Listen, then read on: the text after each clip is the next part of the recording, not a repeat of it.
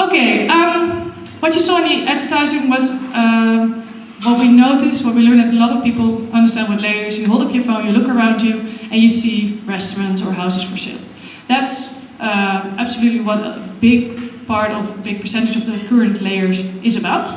But augmented reality goes way beyond showing points of interest on a map or on a phone around you. We really believe that augmented reality is not only about making sense of your context, but about creating immersive experiences. And the next 10 minutes or so, I'm going to show you some really, really inspiring and cool cases which are actually already on the Layer platform. This is with my Photoshop experience. I was in New York, we were in New York a few days ago, and I had to go to Ground Zero, and I took this screenshot. And it was totally amazing. Obviously, you are Americans, you have been touched deeply by 9/11, but I was touched deeply by going to Ground Zero, seeing the empty space, and then I held up my phone and selected the World Trade Center layer, and I actually saw the Twin Towers back where they belonged. And this was so much more than just, oh yeah, cool. It was an emotional experience. I still feel the shivers. And this is a close-up of the Twin Towers. You see how beautiful this model is. And it was actually loading really quickly. And it's a pretty simple model, but such a huge effect. And I showed it to a guy, going, what are you doing? And I showed it to him, and I made a video, which I'll post also, but he was also completely shocked by what he saw. Another interesting example, this is, there's a Dutch firefighter who came to us at a developer event in the Netherlands, and he wanted to be here. But he's a firefighter, and he is totally in love with Layer, and I'm going to show you another example of him later on. But he has lost 3 colleagues during a big fire in the Netherlands, and he created a memorial layer for the New York firefighters who lost their lives on 9/11. And he created it in a few days. Every day they're sending me some screenshots. Yeah, I improved it. And this is actually what it looked like. It's just pretty simple, straightforward layer, because there's a database showing the faces, the images, the pictures of the firefighters who died. And he created a layer where you can see in New York, you look around you and you see the names of those who died. Also, quite impressive. Okay, that's emotional stuff. Let's go to some fun and commercial, etc. A nice example of a different way of doing m-commerce. Hostedware is a French t-shirt brand, and they have a web shop. And, well, nice, a web shop, but there's a French developer who said, well, I'm going to create a 3-dimensional shop, actual physical shop, digital shop in augmented reality. And this is a screenshot of the shop. You hold up your phone, you walk into the shop, and you look around you and you see t-shirts, and you can just select the t-shirt and then be diverted to the website and purchase the t-shirt. And he said, well, now Hosteswear is in all the cool shopping streets in the world.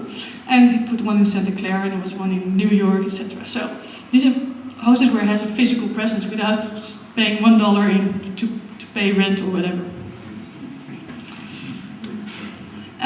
This is a screenshot I took from my hotel window in New York.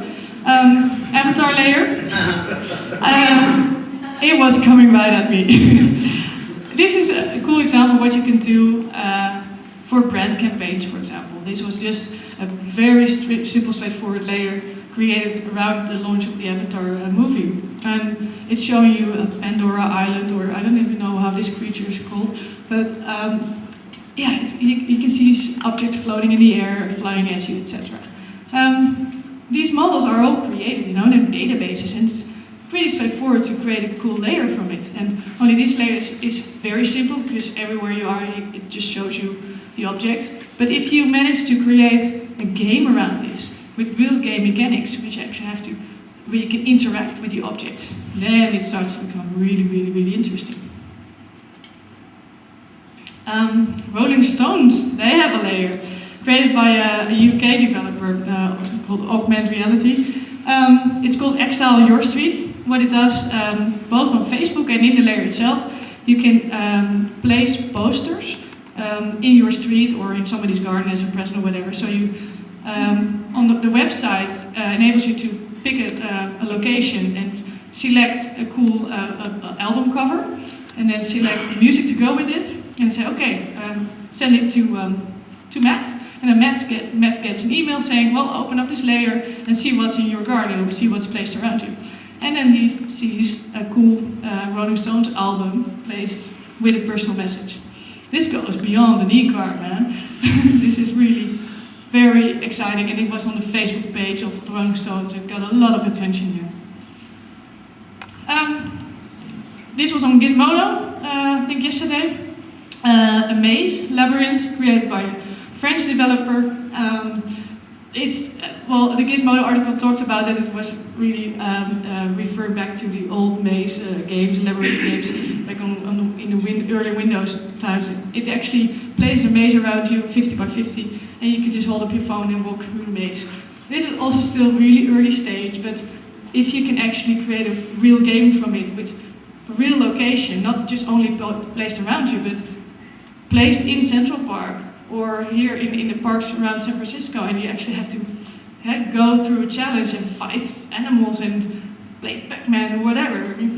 It's so cool.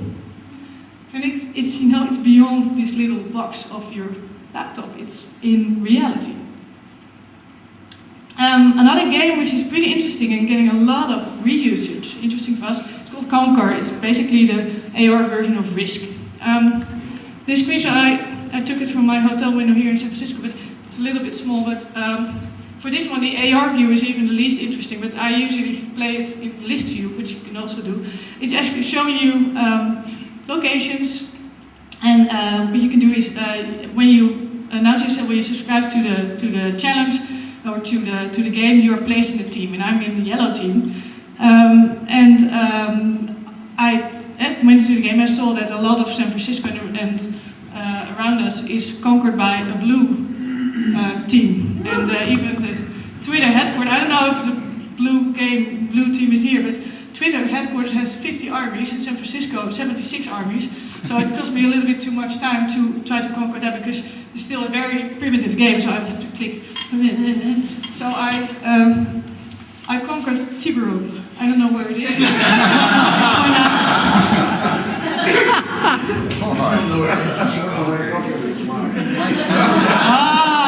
Here's the one.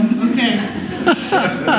But the funny thing is, it developed by a Dutch agency called C2K, and they it's a very simple game still. They're continuously developing the mechanics, but within a few days they had 1,000 users coming back 4 times a day.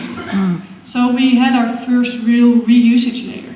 And actually at Layer we were continuously trying to reconquer Layer headquarters, and more armies were placed there, and I was actually conquering my own area and posting on Twitter that the whole Gooi area where I live was totally yellow, and people were conquering me back during my sleep. And well, it was really engaging, and it's very simple, but if you make this into much more gamified mechanics, then it's going to be really, really interesting. One of my personal favorites is this is I think our first true 3D model. This is a big project by the Dutch Architecture Institute called the NIE. They have created a platform to actually bring all of the architecture of the Netherlands into augmented reality. They started with this. This is a market hall, a new building being constructed on the Rotterdam Black Square. You see the construction cranes. The actual building will only be ready in 2014. And as with any construction project, you can see posters and booklets, etc., showing how it will be when it's ready. But actually, when you hold up your phone, this is a screenshot I took. I actually walked around it here, and I could look into the offices, and I could just experience how it will look like. And if I would be given access to the construction site, I could have even walked underneath it or through it. Can you imagine what this is doing for architecture and for real estate planning, etc.? Really interesting. And they're now not only showing buildings to be constructed in the future, but they're also showing how this place used to look like in the past. and also show more information about the architecture you're standing in front of. So it's a whole platform, and all architects in the Netherlands can actually put their content on the platform. This is the famous Berlin Wall, created by Mark.